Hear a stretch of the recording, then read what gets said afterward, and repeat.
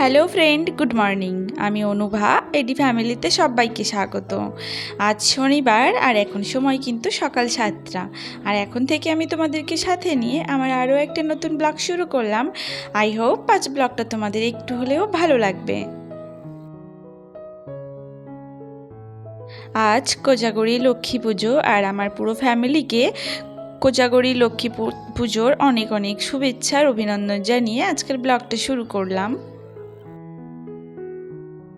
সকালে উঠেই কিন্তু আমি ফ্রেশ হয়ে গেছিলাম। ফ্রেশ হয়ে যাওয়ার পর ভাবলাম বিছানাটা আর তুলে লাভ নেই, একেবারে বিছানার বেডশিটটাই চেঞ্জ করে ফেলি। ভেবেছিলাম লক্ষ্মী পুজোটা হয়ে গেলেই চেঞ্জ করব, কিন্তু আর থাকতেই পারছিলাম না। যেন একটা অস্বস্তি কাজ করছিল যে অনেক দিন হয়ে গেছে বিছানার বেডশিটটা চেঞ্জ করা হচ্ছে না, আর এর উপরে যেন বসা শোয়া কিছুই যাচ্ছিল না। তাই আর আগুপিছু কিছু না ভেবেই কিন্তু বেডশিটটা কিন্তু চেঞ্জ করে নিলাম সকাল সকাল। আর আমার নতুন জিনিস দেখলে একদম রেখে দিতে ইচ্ছা হয় না, সব সময় মনে হয় কখন সেটাকে ইউজ করব। সেটা জামা হোক, জুতো বা নতুন বেডশিট, যাই বলো না কেন, নতুন জিনিস আমি একদমই দেখতে পারি না বলতে পারো। মানে সব সময় ইউজ করার জন্যেই আমি মানে চেষ্টা করি আর কি। আর ওই জন্য কিন্তু আমার নতুন জিনিসের পরিমাণ খুবই কম, সবই বলতে পারো পুরানোই। তো সেরকমই বেডশিটও আমার নতুন নতুনই সব ছিল, কিন্তু আমি একসঙ্গেই সব কিছু ইউজ করার জন্য সবগুলোই পুরানো হয়ে গেছে। তো ওই জন্য এখন দেখো পুরানোই বেডশিট আমাকে পাততে হচ্ছে।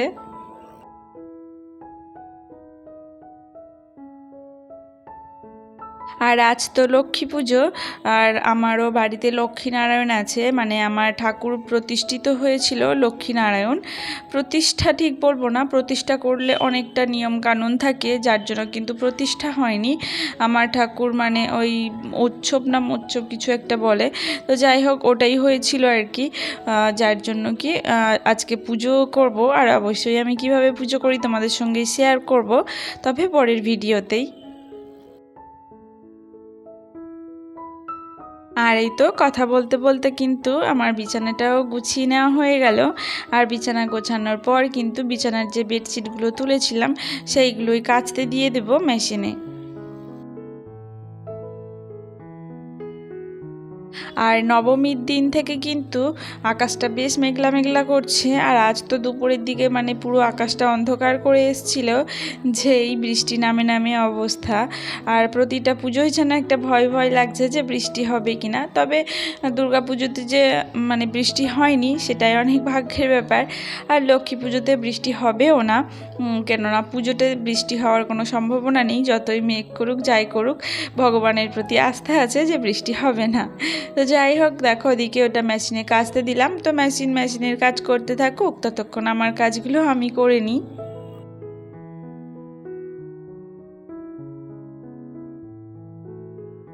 আর আজ যেহেতু লক্ষ্মী পুজো, ওই জন্য কিন্তু নিরামিষ খেতে হয়। তো নিরামিষ খাওয়ার জন্য এগুলো তো একটু ভালো করে মেজে মুছে নিতে হবে, যার জন্য কিন্তু আমি কিচেনটাকে একটু ডিপ ক্লিনিং করে নিলাম। সাবান আর স্কচ ব্রাইট দিয়ে কিন্তু পরিষ্কার করে মেজে নিয়েছি, নেওয়ার পর এমনি জল কাপড় দিয়ে সব পরিষ্কার করে মুছে নিয়েছি। আর যেগুলো বলতে পারো নিরামিষের জন্য ইউজ হবে সেইগুলোই কিন্তু সব মাজা ঘষা করে নিচ্ছি। আর এই যে তরকারি ঢাকনা দেওয়া চুপড়িগুলো, গ্যাসের ওভেন, মানে সবগুলোই আর কি মেজে ঘষে নেব। আর এগুলোই তো ইউজ হবে। আর বেলন চাকিটা মেজে নিচ্ছি, এটা কিন্তু রাত্রে ইউজ হবে। মানে দিনের বেলা তো আমরা ভাত টাত বা খিচুড়ি যাই হোক করবো আজ, সেটাই মানে নিরামিষ যাই করব সেটাই খেয়ে নেব।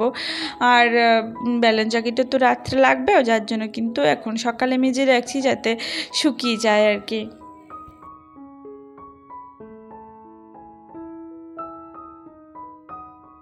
আর কি বলতো, মানুষের মনের উপরেই সব কিছু নির্ভর করে, যে যেমনভাবে নেবে তার সেটাই কিন্তু সঠিক বলে মনে হবে। আর আমরা যে এই মোছামুছি করে নিচ্ছি, এরকম কিন্তু অনেক পরিবার আছে যেগুলো একদমই ইউজ করে না। মানে নিরামিষের সময় কিন্তু সম্পূর্ণটাই তারা নিরামিষ জিনিসই ইউজ করে, কিন্তু যেহেতু আমাদের বাড়িতে একদম নিরামিষ হয় না, আর নিরামিষ খায় না বললেই চলে, ও সেহেতু আমাদের নিরামিষের কিছুই নেই। তো ওই জন্য মোছামাছি করেই কিন্তু আমরা ব্যবহার করি নিরামিষের জন্য। আর এই তো আমার কিন্তু বেডশিটগুলো কাচা হয়ে গেছে, আর হালকা হালকা রোদ আছে। আজকে দেখলেই বুঝতে পারবে ওদেরটা দেখো, খুব একটা রোদের তাপ নেই, হালকা হালকা রোদ আছে। তো ওই জন্য কিন্তু বাইরে মেলে দেব। আর সকালে কিন্তু এক প্রস্ত কাচাও হয়ে গেছিলো, সেইগুলো কিন্তু প্রায় হাফ শুকিয়ে গেছে। আমার ভিডিওগুলো তোমাদের কেমন লাগছে একটা করে কমেন্টস করে জানিও। আর আমার ভিডিও যদি ভালো লাগে একটা করে লাইক দিও। তোমাদের এক একটা লাইক কিন্তু আমাকে ভিডিও করার জন্য অনেকটাই উৎসাহ জাগায়। আরও আমার ভিডিও যদি একটু বেশি ভালো লেগে থাকে তাহলে চাইলে আমার চ্যানেলকে সাবস্ক্রাইব করে আমার ছোট্ট পরিবারের সদস্য হয়ে যেতে পারো। তোমাদের ভালোবাসায় আমার পরিবার কিন্তু 319 জনের হয়ে গেছে। আগামী দিনও তোমরা এইভাবে পাশে থাকবে আশা করছি। আর এই তো মেয়ের জন্য বিস্কিট নিয়ে এসেছিলো। আমার মেয়ে অন্যান্য সেই রকম কোনো বিস্কিট খেতে চায় না, এই যে মিল্কি বিস্কিটগুলো খেতে পছন্দ করে, তো ওর জন্য নিয়ে এসেছিলো। সেটাকে এই কৌটোয় ঢেলে নিলাম। আর নেওয়ার পর দেখো আমি ব্রেকফাস্টের জন্য একটু প্লেন মুড়ি আর ওর ওই 4টে বিস্কিট কিন্তু আমি খেয়ে নিচ্ছি। আর সকাল টাইমটা না কোনো উল্টোপাল্টা কিছু খেলে আমার অ্যাসিডিটির সমস্যা হয়, যার জন্য কিন্তু আমি একটু সাদামাটা কিছু খাওয়ার চেষ্টা করি সকালে।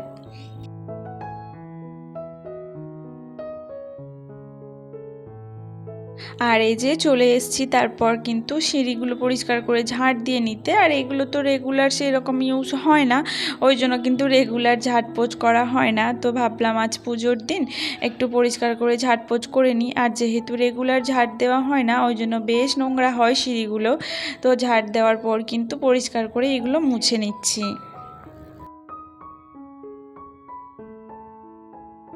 ইউটিউবে আমরা যারা ভিডিও করি তারা জানি আমাদের কতটা কষ্ট করতে হয় ভিডিওটাকে পাবলিক করার জন্য। প্রথম তো ভিডিও শ্যুট করা, সেটা না হয় যেমন তেমন করে হয়ে গেল, কিন্তু তারপরে এডিট করা, ভয়েস ওভার দেওয়া, আপলোড করা, অনেকটা নেট খরচাও হয় আর অনেকটা পরিশ্রমও হয়। আর তারপর যখন ভিউজ না দেয় সত্যি ভীষণ খারাপ লাগে, ভীষণ কষ্ট হয়। ভিডিও করার যে মোটিভেট সেটা আমরা হারিয়ে ফেলি।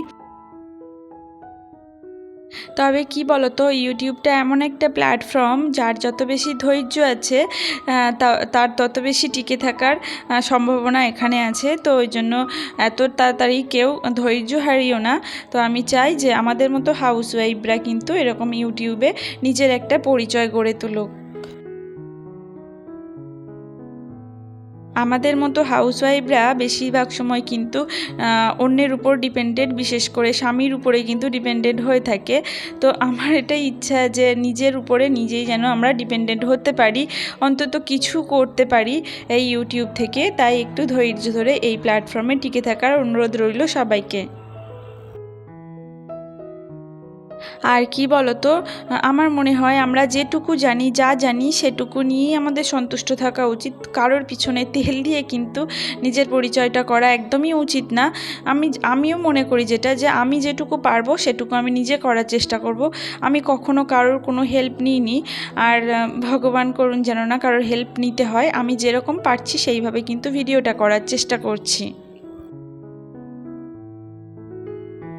কারো চটি চেটে নিজের পরিচয়টা তৈরি করার চেয়ে নিজের চটি ক্ষয় করে নিজের পরিচয় তৈরি করা কিন্তু অনেক সম্মানজনক। তাই আমার মনে হয় আমার যেটুকু আছে, আমার যেটুকুই কন্টেন্ট, আমার যেটুকুই মানে আমি নিজে করতে পারি আমি সেইটুকু করার চেষ্টা করছি। আর আমার এইভাবে ভিডিও যদি তোমাদের ভালো লাগে তো আমার পাশে থাকতে পারো।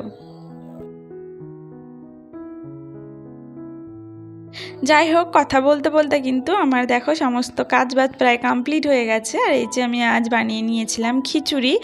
আর খিচুড়ি আজ নিরামিষ, তো ওই জন্য চালে ডালে ভাবলাম একেবারে খিচুড়িটা করে নিই। আর খিচুড়ির সঙ্গে কিন্তু পাঁপড় ভাজা, পাঁপড়টা আমার হাজব্যান্ড অনেক আগেই ভেজে নিয়েছিল। তো খিচুড়িটা হয়ে যাওয়ার পর কিন্তু আমি নামিয়ে রেখে স্নান টান সেরে এসেছিলাম। আর স্নান সেরে এসেই এই যে ঘরের মেঝেতেই আমরা বেশিরভাগ সময় খাই। তিনজন যখন একসঙ্গে খাই তখন কিন্তু ঘরের মেঝেতেই খেতে হয়, কেননা আমার মেয়ে টিভি দেখে, যার জন্য ঘরের মেঝেতেই কিন্তু বসে খাওয়া হয়। আর এই যে তিনজনের খাবারটা পেরে নিচ্ছি। আর আমার হাজব্যান্ড কিন্তু পাঁপড় ভাজা খাবে না, যেহেতু তেলে ভাজা, ওর জন্য কি ও শুধু শুধু খেয়ে নেবে খিচুড়ি। আর আমি আর আমার মেয়ে কিন্তু পাঁপড় ভাজা দিয়েই খাবো খিচুড়িটা। আর খিচুড়ি বিশেষ করে পাঁপড় ভাজা দিয়েই বেশি ভালো লাগে, তাই না? যাই হোক, আজ খিচুড়ি খেতে খেতেই তোমাদের থেকে বিদায় নিয়ে নিচ্ছি। দেখা হবে পরের ভিডিওতে। ততক্ষণ তোমরা সবাই খুব ভালো থেকো আর সুস্থ থেকো। টাটা।